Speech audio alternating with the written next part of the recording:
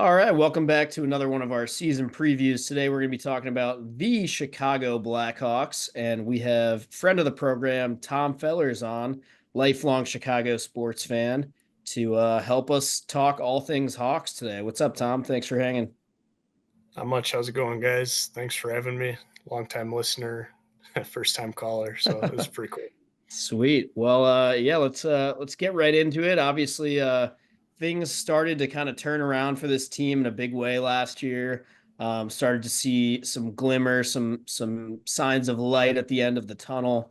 No one feels too bad for you guys. You guys had plenty of championships, so not gonna dwell there too long. But it's got to be nice to have some positivity back in the windy city.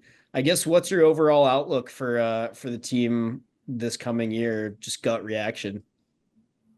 Yeah, I would say, I'm not like expecting a complete turnaround yet, obviously, but I think the measure of success probably for this team isn't going to be like points or making the playoffs or anything because I don't expect that to happen just quite yet.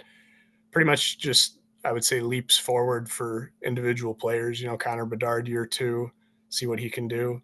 Kevin Korchinski if he makes the team, Frank Nazar if he makes the team. A lot of the young guys, and just see where we can go from there, and maybe make a run in following subsequent years. But this year, I don't know. I would hope an improvement on points. I think would we have like 50, 52 points or something crazy low last year. So maybe in that I don't know 70-point range would be cool. I don't think that's making the playoffs. That's probably a solid 10 to 20 points out of a playoff spot, but just something like that, improvement, marginal improvement would be good, I think. But I'm shooting low. Obviously, playoffs would be great, but it's tough to make the playoffs. Yeah, it is really tough. On that note of, goals for this team to shoot for, it's been 4 years since they've gotten over 30 wins as a team. What do you think they need to do to just string together more consistent hockey and up that total this year? Well, yeah, grow, obviously. A lot of young guys, like I said. Um, Injuries kind of decimated them last year, if I'm not mistaken. There was a lot of variability in lines and lineups and stuff, and having to call up third and fourth goalies from Rockford, and just not real consistent play because of that. The overall skill level, I think, has gone up too. You got guys like Teravainen coming back and Bertuzzi and just actual skilled players to play with Bedard. Hopefully, have some help out there, and I don't know. It just it and Richardson too. I guess this is what his second year coaching now or third, so hopefully improvement from him too. I think everyone just kind of growing maybe is how I would summarize it. Just growing, getting more used to it, and hopefully winning comes with that. I feel like Teravainen was kind of a fan favorite when he was initially in Chicago. That's got to be an exciting one for you guys. Yeah. Yeah, it's cool to have him back. He was a lot of fun. He was on that last Cup team from 15, if I'm not mistaken. So really young, I think at the time, maybe 19 or 20 or something. So good to have him back. I assume he'll play top line with Bedard, but it's kind of hard to say because Taylor Hall's still on this team too if he's healthy. So That's he exactly might where be. what I was going to ask you is, not even an off-season acquisition, but a guy who only played 10 games last year and then tore his ACL and that was it. What would make you happy with Taylor Hall this season? You're thinking maybe 25 to 30 goals and you're happy with that? Oh, I'd be real happy with that. Yeah, for sure. I just what is he probably mid to late 30s now, coming off in a big injury. I don't know. It's hard to really expect anything out of him, in my opinion. But yeah, maybe 60 games played would be cool, and 20 to 30 goals would be cool. But I don't know. It's hard to say. Hockey's physical, and guys go out. What do you? I don't know if any of you guys have it up. How many games did he play last year? Like 10. 15, maybe. Yeah, 10. 10 So yeah. games and then tore the ACL. I mean, I like what you're saying though. He's going to get all the ice time in the world. He's going to get maybe some first line time with Bedard. We'll see the power play time. I think if he's healthy fully, he could probably put 25 in the back of the net. He's definitely one of those players that has the skill set to do so. I mean, former first overall pick, guy was an absolute legend in junior, and we saw what he could do when he was young. I think the big question, obviously, is the ACL is what makes you go, oh, you never know how a player is going to come back from something like that. Yeah, it'll be good to get him back. And then I think Bertuzzi coming in is like a former 20 plus goal scorer too. So, I mean, you should have a lot more offensive output, I would assume, and guys that can get Bedard the puck as well. I mean, I feel like the games I watched last year, Bedard was like, he had to get the puck back to himself, kind of like he would pass it off and then, he'd have to force his way back to it in order to get something created. But I don't know.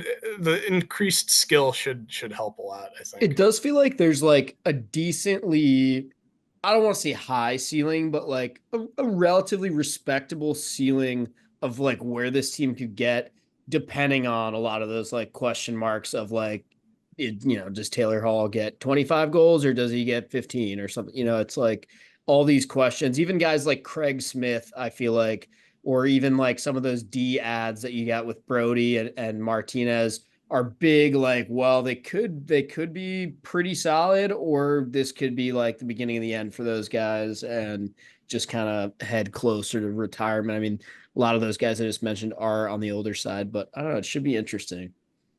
I think Pat Maroon's on this team now too, isn't he? Yeah. Yep. No, I Yeah. was gonna say that's another offseason acquisition. Mikheyev too. We didn't even talk about him. Leafs fans will tell you that's a solid player right there. Yeah, I mean, just depth wise, I think you're not going to be scraping the bottom of the barrel for like AHL depth in your third and fourth lines this year. Hopefully, if everything goes right. Guys like Reese Johnson and Mackenzie Entwistle and those guys are off to different places, and I feel like there's more talent top to bottom defensively too. I think Brody and Alec Martinez and those guys will be veterans that provide a better presence than young guys just getting thrown out there, and not knowing what to do. So yeah, it'll be interesting. I agree, Mac, with what you said.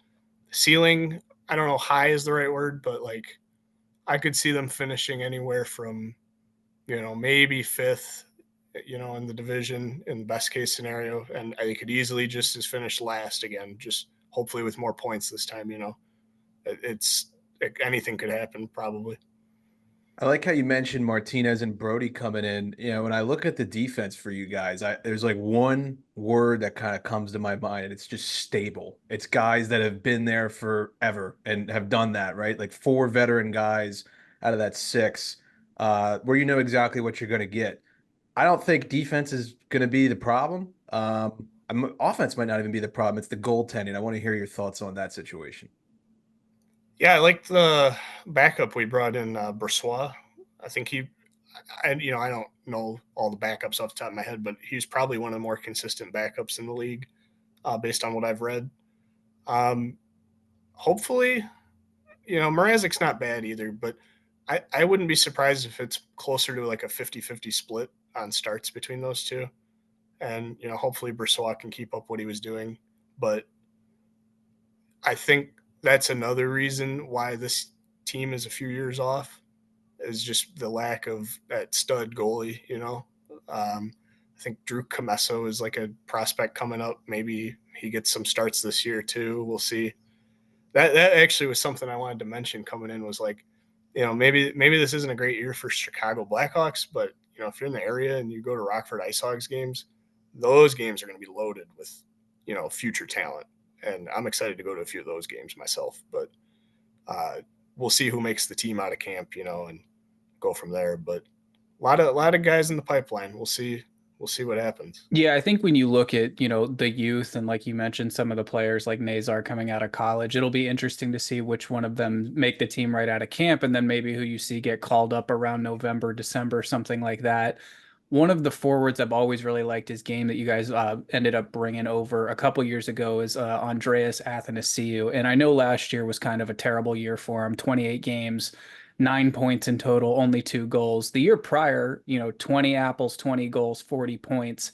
I sort of look at him like a guy like Dylan Strome with the Capitals. He hasn't really found a home, but is just so tremendously skilled that when he's put in the right place, it'll click. And I just have a feeling that this is the year it really clicks with him in Chicago. It could be. There's a lot more possible, line combinations for him. Something might be able to click. You got, Kurashev, Hall, Tervainen, Bertuzzi, Bedard, some combination of those guys. Nazar, if he's, makes the team. Some combination of those guys, the skills might mesh perfectly, and he could pop off. But I would say he's kind of been maybe a little disappointing, based on what you said with the stats. But, he's speedy, real fast skater, decent scoring touch. I mean, who knows? Maybe this is the year he puts it together. We got to chat a little bit about Bedard futures here because obviously that's what everyone's interested in. The sports books have his point total at 79.5, so basically 80 points. That would be a pretty decent jump from last year. What do you think about maybe an 80-point marker for Bedard? 80 point, yeah, 30 and 50, something like that. That'd be cool. 30 goals would be awesome for him to hit, and I think it's achievable this year.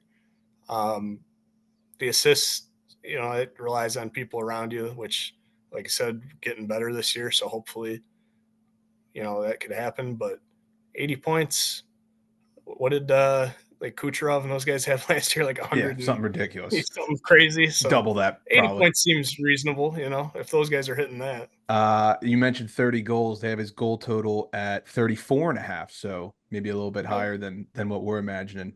And then the last little thing I find this interesting considering we're, talking about the Hawks, maybe not really being playoff team, but he has the 10th best odds right now to win the Hart Trophy, which is pretty high if you're on a team that's not going to make the playoffs. So we'll see.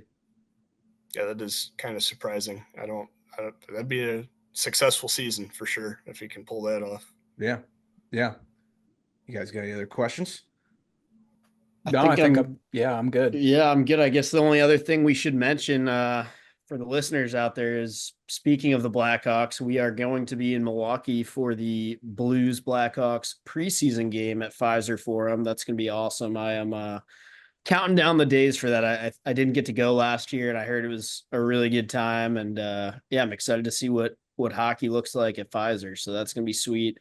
That's first weekend of October. So if you're in town, come find us. Probably be at Elwood's before and after the game, and then at Pfizer for the game. So looking forward to it. Yeah, it's going to be a blast. Yeah, shout out Elwood's. Shout out Elwood's. That place was awesome. Hell yeah. Well, we appreciate the time, fellas. Thank you very much. Thank you, guys. Appreciate it.